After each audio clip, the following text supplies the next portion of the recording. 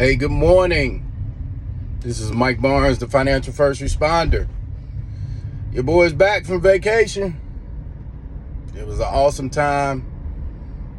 Actually, it was two-part. It was business as well as birthday.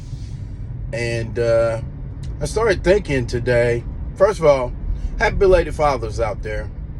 I got back late yesterday evening, and my children had prepared a dinner for me and gave me cards, and it gave me a drone, something that I wanted, or as we like to say, a UAS. So my thoughts today, it's Monday, and I woke up, I thank God, and I started having some self-reflection over my trip and people I met, and just some of the things that get us into the rut. So I'm gonna title this as The Rut. A lot of times, and I'm headed to the gym, by the way. Man, I ate so much good food and drank so much good wine, as well as other adult beverages, that I gained some weight. So, in good fashion, even though I was going to the gym every day, in good fashion, it's time to get back on the diet, get out the rut. And for some of you, that rut, whether it be a mental rut, maybe it's a visual rut, maybe it's a speaking rut, maybe it's a smelling rut, you're in a rut. Now, what do I mean by a rut? Realistically, unassuming tragedy. Nah, I don't like that definition, but it sounds good.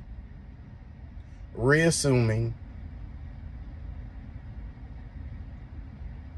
unconditional tragedy. Most of you think that your situation, that you should be, if you're in a rut, or you think you're in a rut, you probably are. There's a book called The Strangest Secret by Earl Nightingale, and Think and Grow Rich by Napoleon Hill. And let's not forget our Holy Bible. As a man or a woman thinketh, so is he. So if you don't want to be in a rut, what should you do? Stop thinking you're in a rut. I know you're saying, well, wait a minute, Mr. Financial First Responder. I'm in a financial rut. Yeah, you are. You're in a financial rut because you believe you're in a financial rut. You're technically not in a financial rut. You're in a management rut. A management rut is essentially you're not managing your funds or your assets or your liabilities correctly. That's easy to change. Just change it. Oh, well, I'm in a physical rut. My body doesn't work like it used to. The reason why your body doesn't work like it used to, because you don't move like you used to. Start moving, people. Well, I was in a bad car accident, or I was in a bad divorce, or I went bankruptcy, or I did this, or I did that. Yeah, the key is I.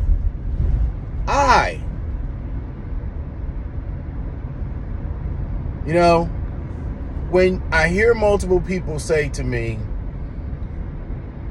well, you don't know my circumstances. Circumstances. Circle around you where you stay standing. Circumstance. Wow. Financial First Responder, you are on it today.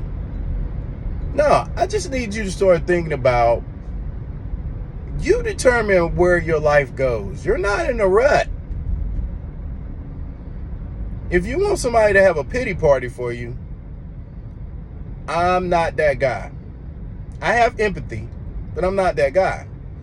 We choose whatever decision we're in, good or bad, we chose it. God gives us free choice.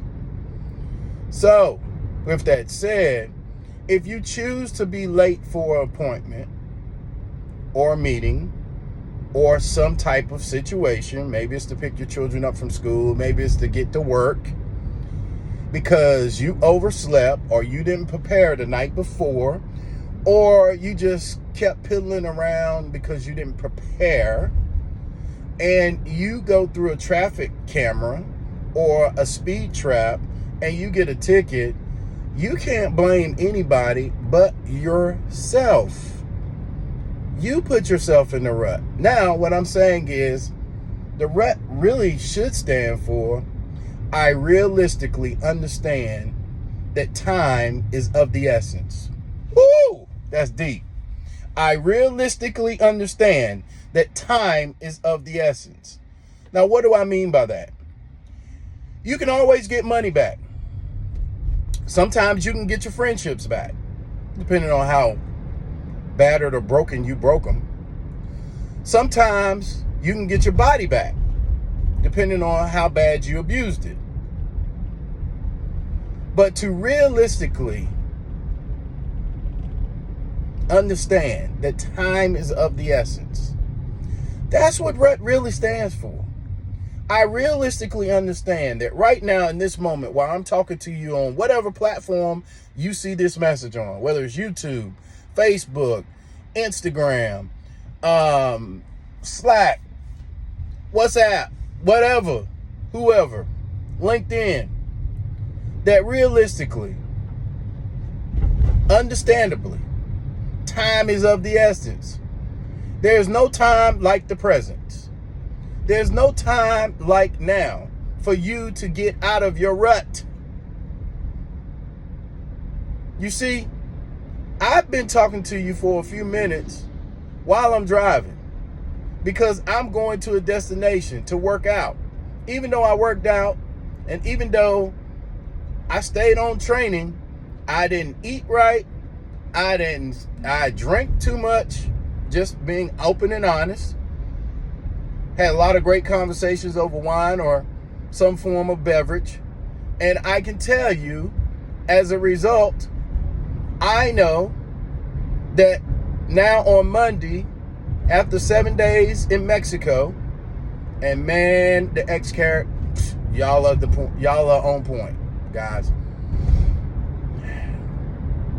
I'll show you some photos later. I learned that you have to reset. You have to realistically understand that where you were last week is not where you were or where you're going to be this week. I was in a different part of the world last week. And I understand that realistically, understanding time is of the essence, that there's no time like the present but to get it done now. You should be saying, what can I do today to be more productive? What can I do today to get better? Not compete, not compare, but to get better. And if you compete and you compare with yourself. Because guess what?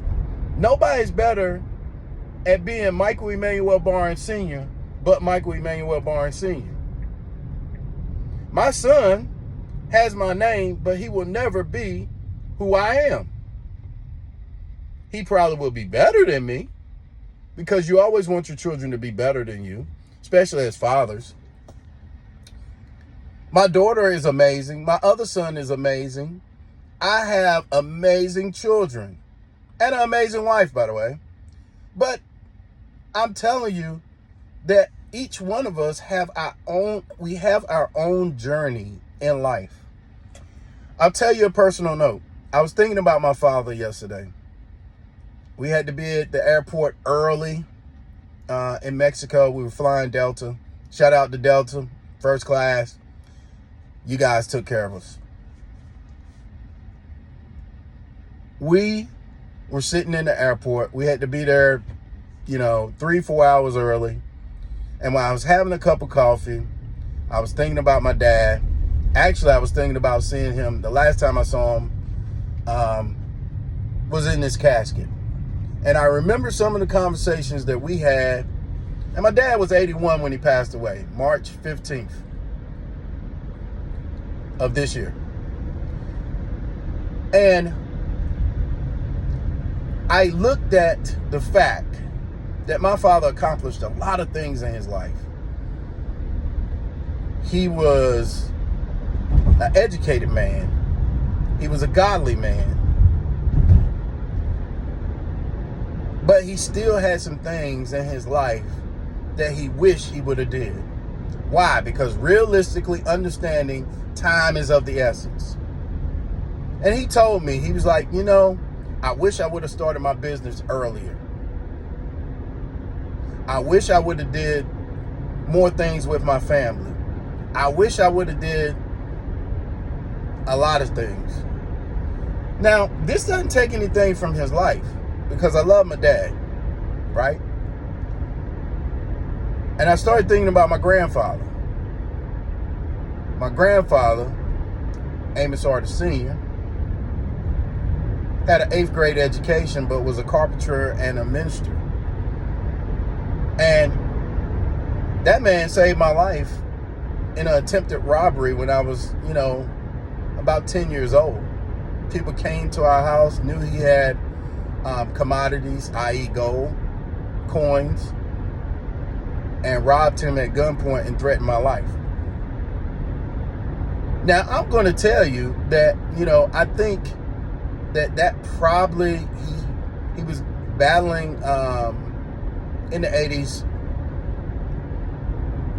He was battling cancer, but I think that probably took him over the edge. That someone would threaten his grandchild for some money. Now, when we talk about protection and we talk about all these things that we do, risk mitigation, things of that nature in finance, the one thing that we don't talk about is financial advisors, and we don't talk about helping our clients with, is helping them understand their financial rut. I told you I'm going somewhere with this. You see, your financial rut is understanding that financially, realistically, understandably, time is of the essence. You could take a 25-year-old, and I do this with my children. I started with my daughter. She's 27. My son, he's 19. He'll be 20 in a couple of months. And then my other son just turned 18. And as I sit at this light, I think about financially understanding that time is of the essence. See, if you don't start saving when you're younger, then you want to start playing catch up. Then you start investing in these quick schemes, whatever you want to call them, thinking that that's going to do it. I've had so many clients over the years ask me, hey, I got 10,000, I got 25,000, I got 50,000, I got 100,000. Where should I put it? Now that's all the money I got, but where should I put it? Well, we have to do risk mitigation, which is a risk assessment or asset allocation questionnaire. And we got to look at what other assets you have. Do you own real estate? Do you have any cash producing assets that pay you monthly or quarterly or yearly? What is your long-term goal for this money? Where do you see yourself in 5 to 10 years? If you were to lose all this money, what would you do then? See, those are the questions that we have to ask as financial advisors. And as the financial first responder, I definitely have to ask. Because I make no assumptions that everybody is well off. I was sitting around a table at a reception where people were making millions of dollars a month, honestly. And just some of the conversations that we have is totally different than what we have when we're around broke people. And so if I offend you, I'm sorry up front. But the conversations that broke people have and people that have means or wealth or rich people are totally different. They don't get consumed in what's going on in America. They don't get consumed in, I can tell you right now, the whole time that I was in Mexico with these thought leaders, not one of us was talking about the American economy. Not one of us was thinking about what was going on in America other than talking to our family periodically, checking in on them. Not one of us cared what was happening in America. We were only concerned with how do we grow our businesses, how do we get better as people, and how do we help other people have transformations in their life. Shout out to one of my mentors, Dr. Myron Golden. Had an opportunity to talk to him, see him multiple times. I know there's some people that hate on all type of people out there because they don't really know him. And, you know, in my interactions with a lot of people out there, including Dr. Golden, good people, you know, humble people, people of hard work and effort. Now, for some of you, and there's some haters out there, you don't like me, and that's great, because guess what? I'm gonna love you regardless, because God says I'm supposed to love people that hate me and don't like me. So I don't care about how you feel about me. I care about what God cares about. And I'm telling you that while I was in Mexico, I came up with some great ideas that I'm going to be sharing with you guys soon that I think will allow some of you to have some breakthroughs in your business, in your life. I believe that now is the time that we do it, because there's no one out there willing to take the reins to actually help you do it without a ulterior motive. It will cost something. You know, everything costs something. Air, water, everything in life costs something. It may cost you your time. It may cost you your money. And for some of you, depending on what you do in life, it may even cost you your life, you know? So I'm saying to you in so many words that stop thinking that you're in a rut. Stop thinking you're in a financial rut. You're not in a financial rut. As long as you are above ground, you're breathing, not in a mausoleum, you know what I mean, or in a vase. God has given you the spirit to create and do some different things. Now, you know, if I'm talking about God too much to you and you don't believe in God, I hope and pray that one day you will understand why I have the conviction I have. These two men in my life, Reverend Amos Artis Sr. and Reverend Dr. Charles Edmund Barnes, those two men, my father and grandfather and father, actually changed the way I lived my life. Put God first, family second, business third, all others after that. Fourth tier. Now, for some of y'all, you don't live your life like that. And because of that, your finances are affected. So I'm going to say it like this.